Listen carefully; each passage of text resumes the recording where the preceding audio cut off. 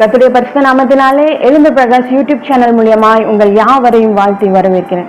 உங்களுக்கு தெரியும், செல்போன் விழிப்புணர்வு பற்றி துண்டு பிரதி எழுதினது.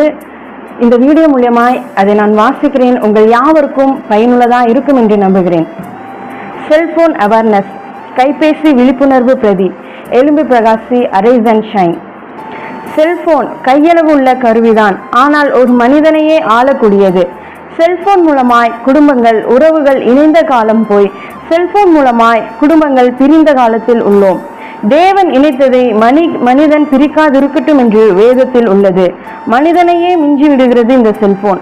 அநேக குடும்பங்கள் பல காரியத்தினால், பணத்தினால், தேவையில்லாத உறவினால், பொருளாதாரத்தினால், ஏற்றத்தாழ்வினால் பிரிந்தது உண்டு. ஆனால் இந்த லிஸ்டில் செல்போன் அதிகமான முக்கிய பங்கில் உள்ளது. ஒரே வீட்டில் ஒரே அறையில் இருந்தாலும், குடும்பமா இருந்தாலும், ஆளுக்கு ஒரு மூலையில் செல்போன் வைத்து